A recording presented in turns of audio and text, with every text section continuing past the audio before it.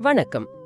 இன்னைக்கு நாம நீங்க கொடுத்த சில குறிப்புகளை வச்சு தமிழ்நாட்டு அரசியல் பத்தி, குறிப்பா பாட்டாளி மக்கள் கட்சிக்குள்ள என்ன நடக்குதுன்னு கொஞ்சம் ஆழமா பார்க்கலான் இருக்கோம்.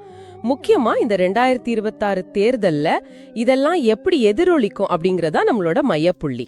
ஆமா, குறிப்பா உங்க குறிப்புகள் டாக்டர் ராமதாஸ் அப்புறம் அன்புமணி ராமதாஸ் இவங்களுக்கு இடையில இருக்கிற உறவு நிலை, கட்சியோட எதிர்காலம், கூட்டணிகள்னு பல விஷயங்களை தொடுது. இதோட சாராம்சத்தை உங்களுக்கு எளிமையா சொல்ல முயற்சி பண்றோம். உள்ள போலாமா? நிச்சயமா. இந்த குறிப்புகளை எல்லாம் ஒன்னு சேர்த்து பார்க்கும்போது ஒரு விஷயம் நல்லா தெரியுது.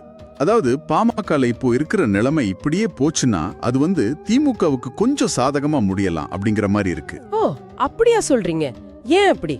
குறிப்புகள்ல அன்புமணிக்கும் ராமதாஸுக்கும் சரிப்பட்டு வரலன்னா அது அன்புமணியை தான் ஜாஸ்தி பாதிக்கும்னு ஏன் சொல்லுது? அது எதனால?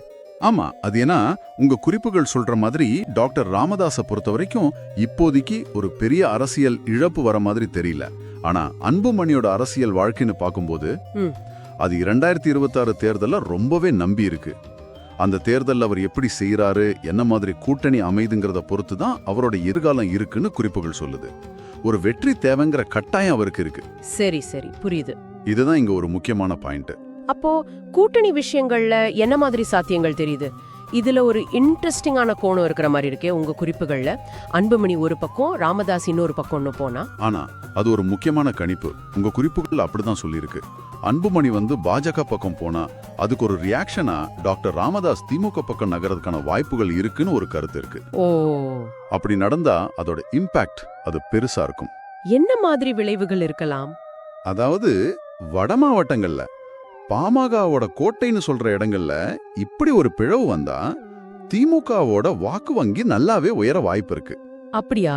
ஆமா, இது 2026ல திமுக மறுபடியும் ஆட்சிக்கு வர்றதுக்கு ஒரு பெரிய பிளஸ்ஸா கூட அமையலான்னு உங்க குறிப்புகள்ல ஒரு அனாலிசிஸ் இருக்கு. இது சும்மா இல்ல, மாநில அரசியல் கணக்குகளையே மாத்தலாம். அப்போ இந்த மாதிரி ஒரு சூழல் உருவாகும்னு தெரிஞ்சா பாஜக சும்மா இருக்குமா? அவங்க தரப்புல இருந்து அன்புமணியை சமாதானப்படுத்த முயற்சி நடக்கும்னு உங்க குறிப்புகள் சொல்லுதா? சரியா சொன்னீங்க. அதுவும் ஒரு யூகம் இருக்கு. ஏன்னா பாஜக கூட்டணியை பொறுத்த வரைக்கும் பாமக ஒன்னா இருந்தாதான் உங்களுக்கு நல்லது.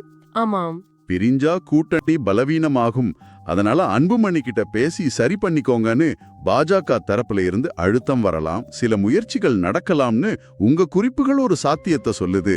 மொத்தத்துல பார்த்தா இது எப்படி வேணா மாறலாம். அதனால நம்ம பொறுத்திருந்து தான் பார்க்கணும் அப்படிங்கிற ஒரு துணியில தான் இந்த தகவல்கள் இருக்கு. ஆக நாம இப்ப பார்த்த வரைக்கும் இந்த பாமகவுக்குள்ள நடக்கிற விஷயங்கள்ங்கிறது வெறும் உட்கட்சி பூசல் இல்ல.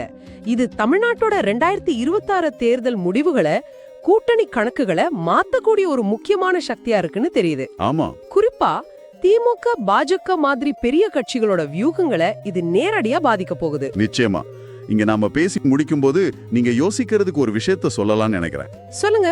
நீங்க கொடுத்த தகவல்கள் எல்லாமே தலைவர்களோட முடிவுகள், அவங்க போடுற கணக்குகள், அதோட அரசியல் விளைவுகள் பத்தி பேசுது. சரிதான்.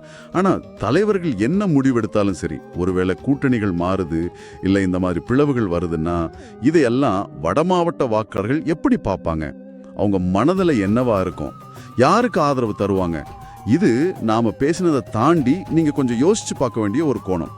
ரொம்ப சரி, அருமையான ஒரு சிந்தனை. இந்த ஆழமான பார்வைக்கு எங்க கூட இணைஞ்சதுக்கு ரொம்ப நன்றி.